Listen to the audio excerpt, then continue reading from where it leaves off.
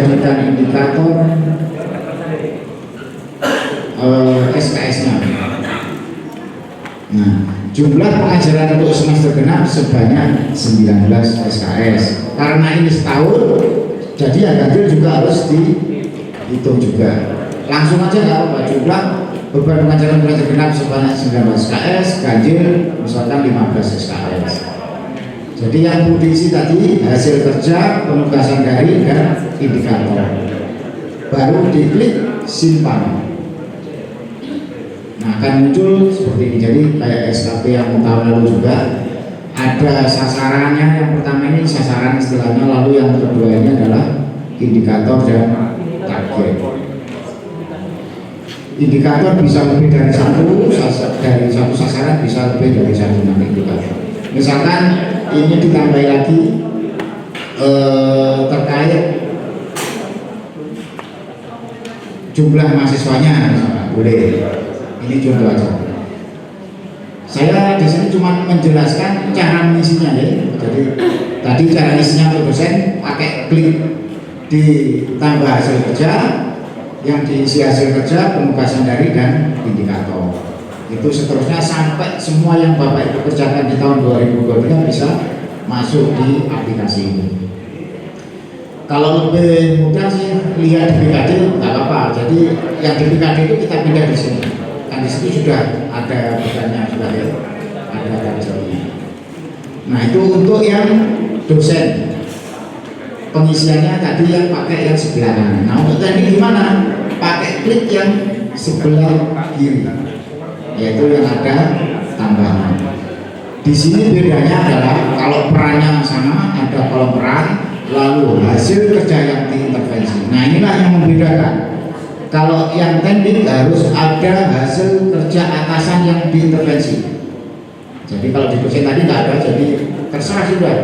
Pokoknya yang kita kerjakan kita tuangkan. Tidak harus mengikuti atasan yang kerja apa, harus kita intervensi enggak. Tapi kalau teknik harus ada hasil kerja atasan yang diintervensi. Nanti di sini sudah ada pilihan sebetulnya. Hasil kerja yang diintervensi tergantung atasannya ngasih apa. Nanti akan muncul di pilihan ini. Kebetulan ini saya juga belum dikasih tugas, makanya masih kosong. Jadi bedanya adalah adanya hasil kerja yang diintervensi bagi teknik, kalau dosen tidak ada. Yang berikutnya adalah sama hasil kerja tadi, cara isinya persis seperti dosen, lalu indikator juga sama caranya. Bedanya cuma di intervensi atasan. Lalu klik simpan. Nah itu Bapak Ibu cara untuk menyusun rencana SKP. Lalu yang ketiga, nah ini tadi kan yang pertama khusus untuk dosen pakai yang sebelah, yang kedua khusus untuk teknik pakai yang ada busnya. Nah ada yang ketiga yaitu khusus untuk kajur atau atasan yang punya PLP maksud saya. Karena dosen yang mempunyai bawahan PLP, agar PLP-nya bisa mengintervensi sampai ke dekan itu harus ada jembatannya Bu.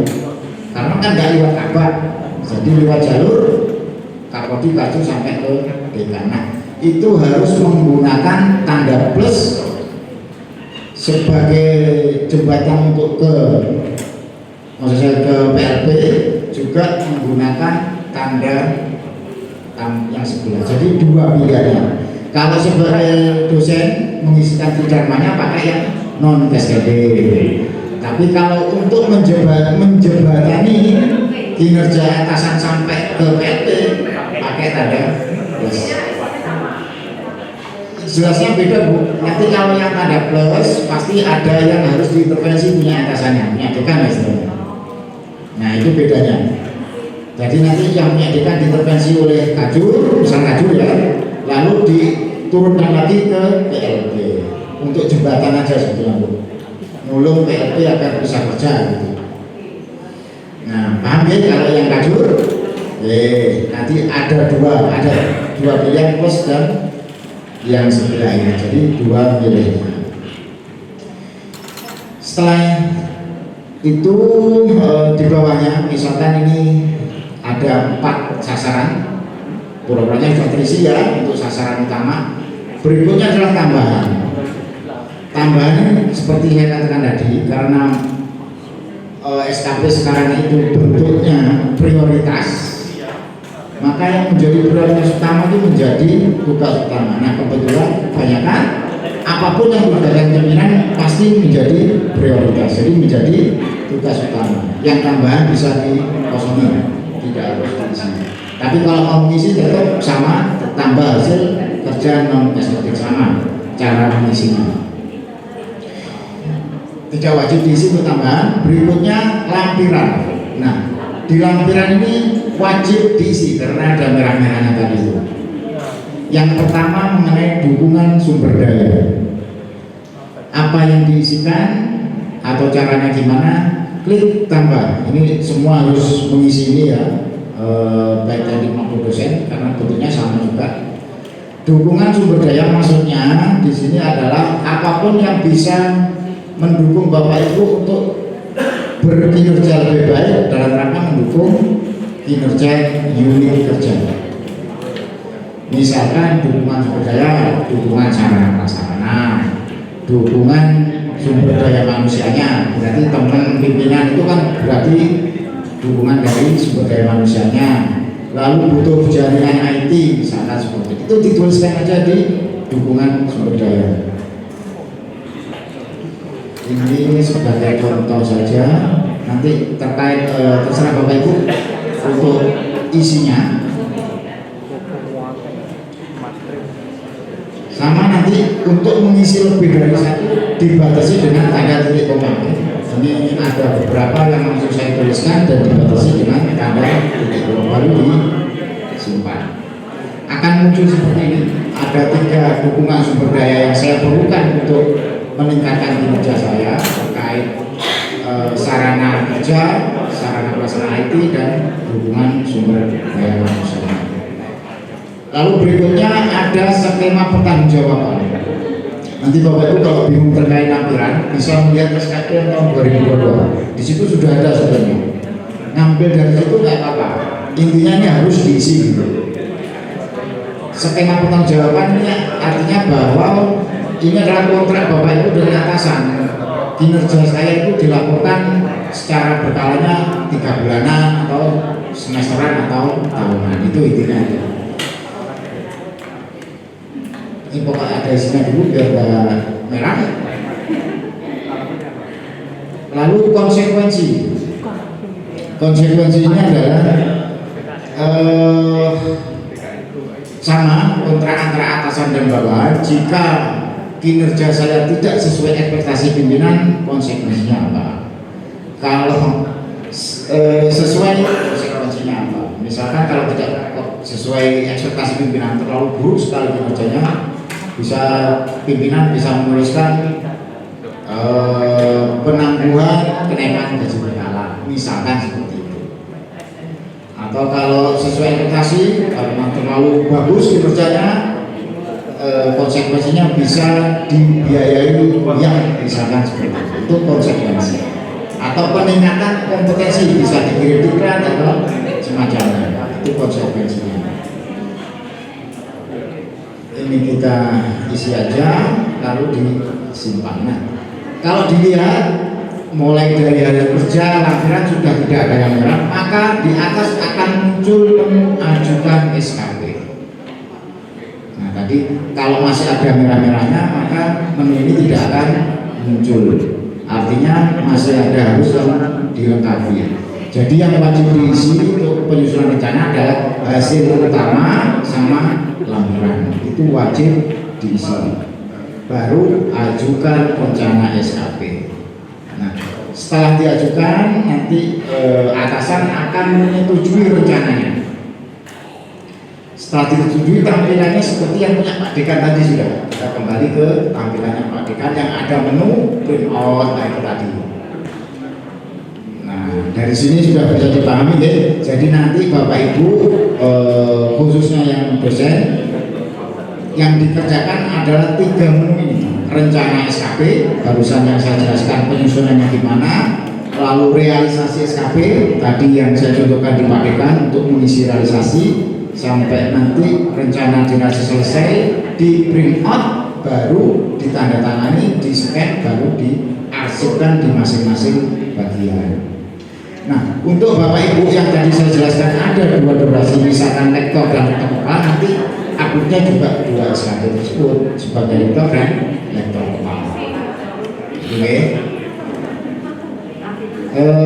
Berikutnya untuk SKP Sanggundin mulai rencana sampai arsip, artinya Bapak Ibu sudah selesai untuk penyusunan SKP tahun 2023. Lalu berikutnya menu penilaian staf yang di bawahnya, menu penilaian staf. Ini adalah menu yang ada di pimpinan yang sebagai pejabat penilai. Kalau di Bapak Ibu mungkin tidak ada. Ini khusus untuk pejabat penilai. Tugasnya yaitu kalau pejabat penilai tentunya pertama menyetujui rencana yang diajukan oleh karyawannya, stafnya. Pertama tadi ada staf yang mengajukan rencana disetujui di persetujuan SKP, nanti akan muncul nama-nama yang mengajukan. Kalau belum buat SKP nanti akan ada motifnya belum buat SKP. Berikutnya ada penilaian bulanan. Ini khusus pejabat penilai. Untuk penilaian bulanan diabaikan karena penilaian bulanan kita menggunakan SKP yang dari UNED. Jadi untuk di aplikasi ini penilaian bulanan diabaikan. Berikutnya evaluasi SKP.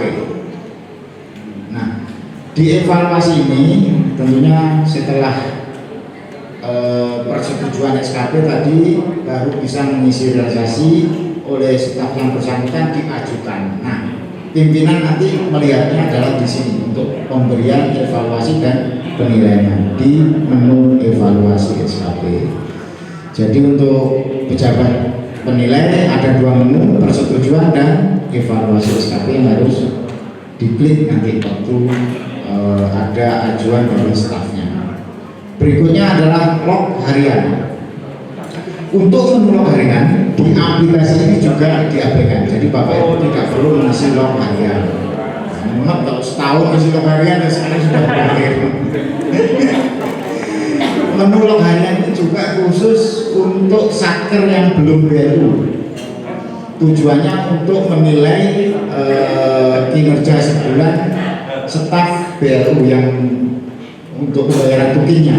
Kita kan sudah BLU, karena itu tidak perlu menggunakan log harian. Jadi kosong log harian di APK.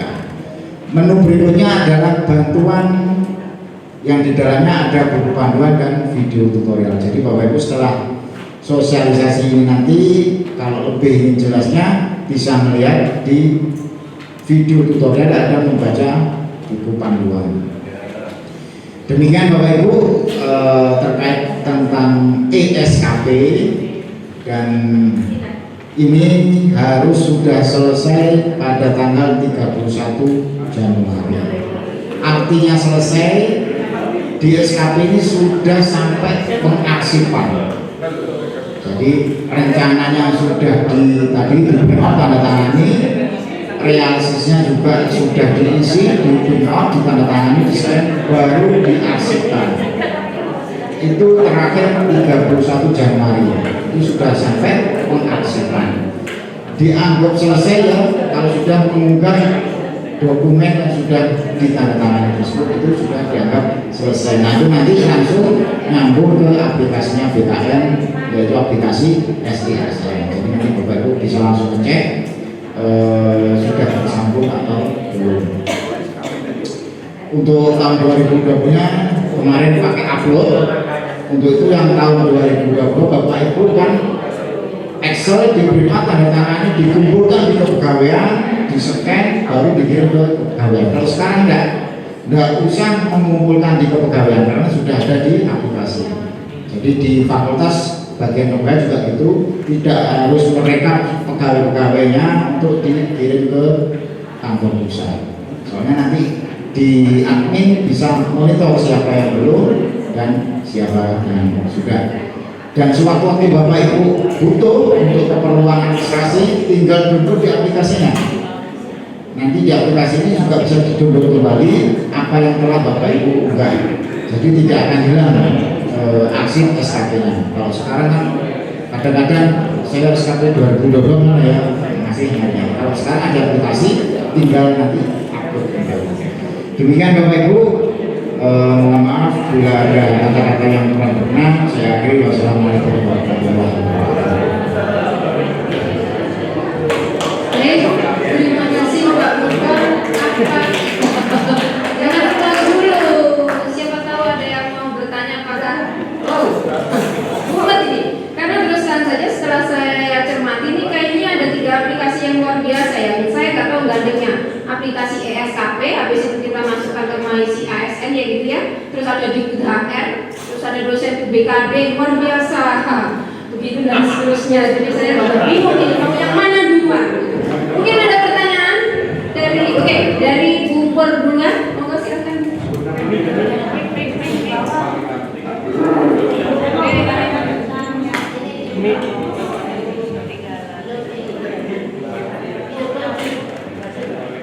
Ya masukan saya mengenai SKP tadi ya.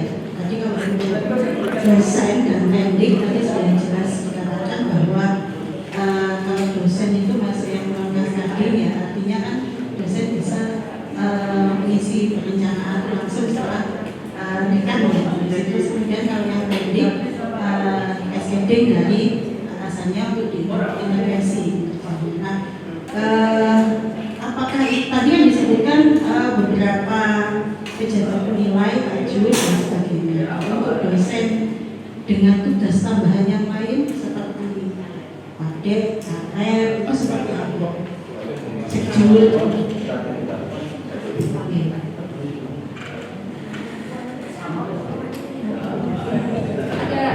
Langsung saja ya Bu.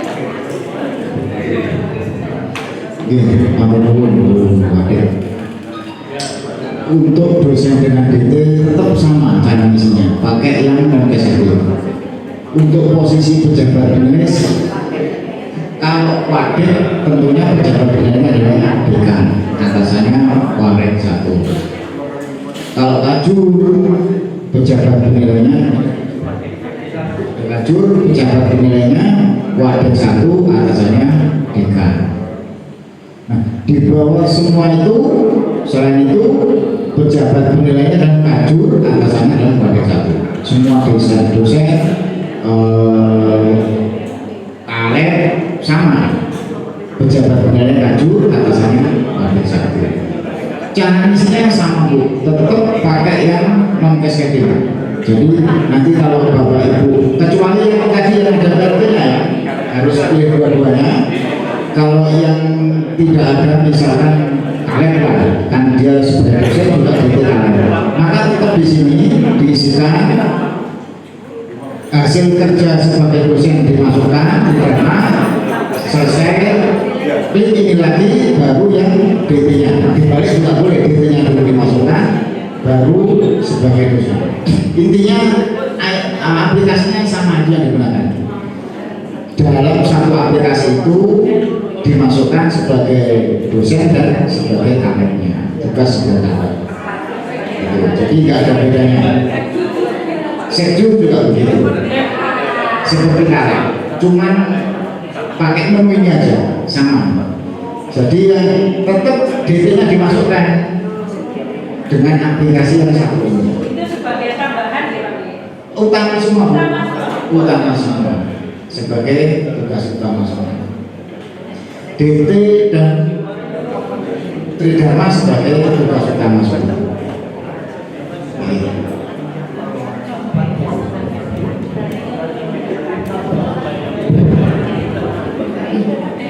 Masalahnya itu kadang begini Bapak, kalau DT ini mungkin gini, karena DT itu di SKP kami kan yang menilai itu 2/2, tapi di dosen itu pejabat penilai paling atas pakai dengan 1. Cuek ya? Dicuekin? Oke, bedakan antara SKP UNER dan SKP kementerian. Kalau di SKP kementerian ada hubungannya Bu, jawabnya sama Ibu D. Ini saya sampaikan juga, pejabat penilai sesuai surat edaran. Ini pejabat penilai yang sudah ada kabar.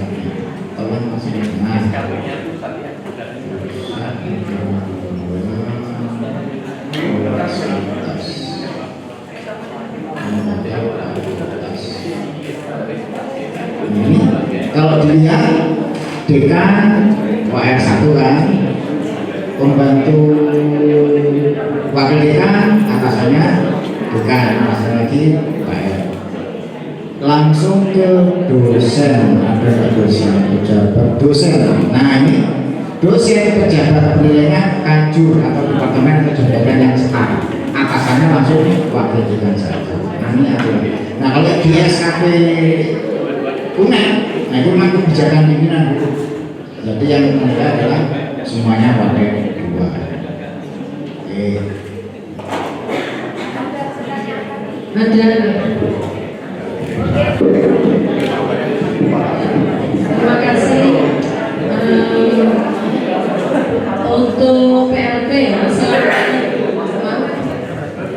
untuk PLP di Fakultas MIPA ini selama ini dalam pengisian NSKP mengenai sasaran dan indikatornya kita itu mengacu pada turunan dari ketua lab. Bukan, yang saya tanyakan itu yang untuk PLP. Tapi tadi disebutkan sama Mas Purwon itu bahwa PLP itu mengacu pada ketua jurusan. Nah, mohon penjelasannya untuk SKP yang baru ini bagaimana? Khusus untuk PLP memang struktur baru di kita yang ada OTK. Sebetulnya itu malah dari dekan langsung ya. Kalau kita lihat di struktur OTK. Nah kita ngambilnya dari edaran tadi, maka PLP sekarang ngambilnya langsung di Kajuni. Jadi itu nggak akan panjang juga artinya nanti cascade-nya. Jadi nanti dari DK Kaju langsung ke PLP. Gitu Mbak. Jadi nanti yang perlu cascade juga nggak panjang-panjang. Kalau melewati karet Kajur nanti juga pakai cascade-nya, terus prodi pakai plus, karet pakai yang cascade. Panjang banget, jadi nanti langsung untuk PLP dari Kajur langsung ke PLP. Settingannya sudah di tim kerja sudah seperti kalau jenengan lihat di tim kerja. Ini ada di fakultas MIPA, ada jurusan biologi diketuai oleh Bu Retno. Ini nanti sebagai pejabat penilaian PLP Bu Evi dan Bu Endang. Ada Bu Ulfati. Lalu ada jurusan fisika diketuai oleh Bu Subianto, ada Pak Budiono, Edi Susno dan standarnya. Ikuti tim kerjanya ya. Oke. Terima kasih Mas. Oke, monggo Pak.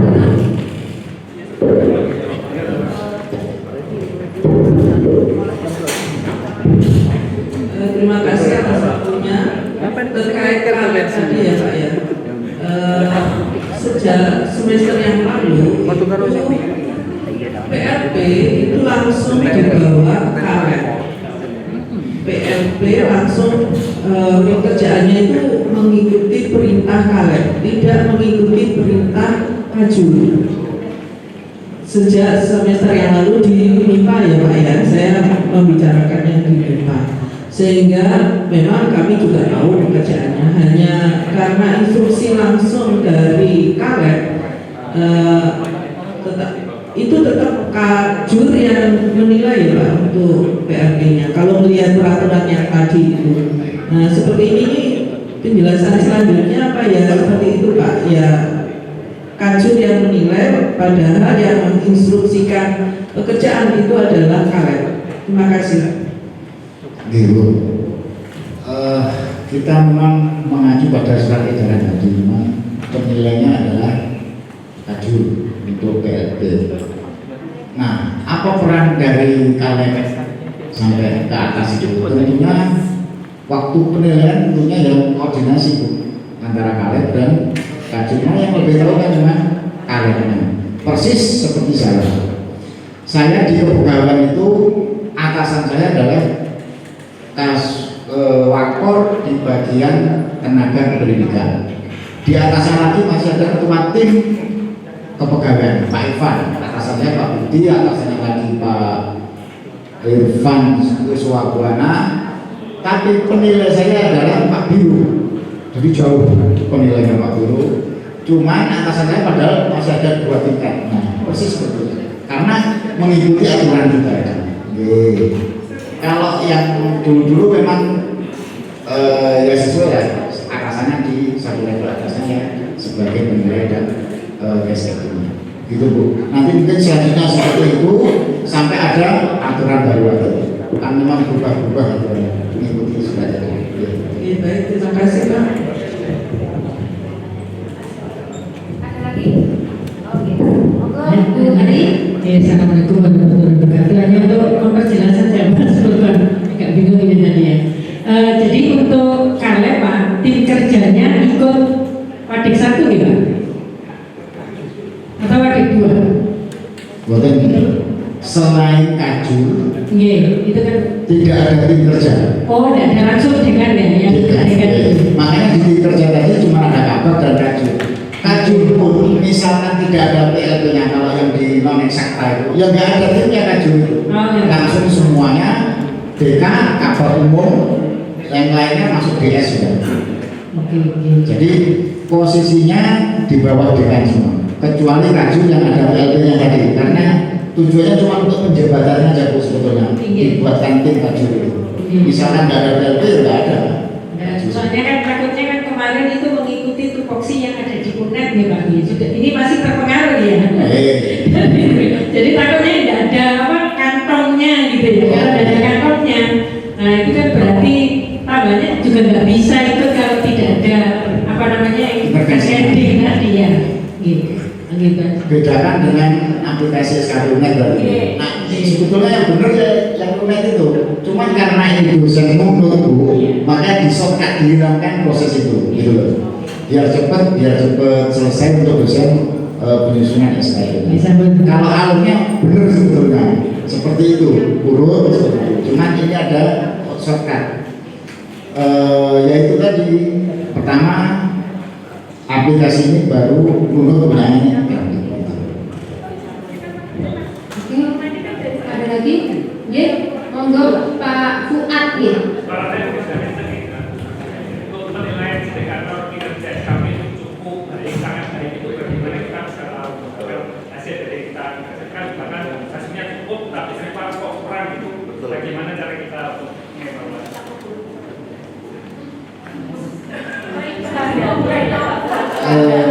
Ini kita dari segi yang dinilai apa penilai? Standarnya. Kita yang dinilai. Maksudnya misalkan saya Misalkan saya cukup menilai, gitu. misalkan ada cukup tapi kok tetap kurang itu, nah nilainya atau bukan bisa menilai bahwa saya cukup padahal kan hasilnya sangat baik. Iya. Perasaan kita baik. Makanya diperlukan objektivitas memang, jangan kita pertama itu untuk menilai bawahan. Kalau memang dirasa baik, toh waktu bikin rencana itu kan sudah persetujuan atasan, target juga sudah persetujuan. Nah, kita sudah melakukan dengan sebaiknya apa yang kita rencanakan, targetnya juga terpenuhi, kok masih merasa belum sesuai keinginan kita, penilaian atasan, kita bisa sanggah. Makanya di SKP ini ada 2 model yang dokumen evaluasi tadi, ada 2 model sebetulnya.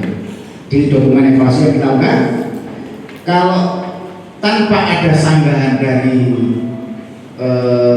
pegawai yang dinilai terkait hasil penilaian pimpinan, maka yang tanda tangan cukup atasan, cukup pejabat penilai. Jadi tidak ada atasan yang tanda tangan untuk SKP. Kalau dulu kan di SKP itu kan ada 3 pasti. Pejabat penilai, yang bersangkutan, baru atasan. Nah, sekarang hal itu tidak digunakan selama tidak ada sanggahan.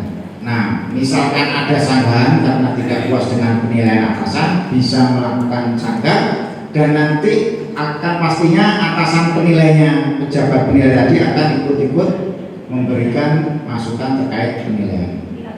Pihak ketiga adalah atasannya. Nah, itu nanti yang juga akan tanda tangan. Nah, itu nanti bisa mengajukan sanggah mas terkait hasil penilaian atasan. Tapi tentunya nanti Ya tergantung atasannya lagi gimana hasilnya, itu hasil akhir juga. Maka dibuka sanggah juga. Kalau pertanyaannya tadi apa evaluasi kita gimana ukurannya, ya saya nggak bisa. Ya objektivitas lah yang penting itu jadi patokan untuk memberikan penilaian kepada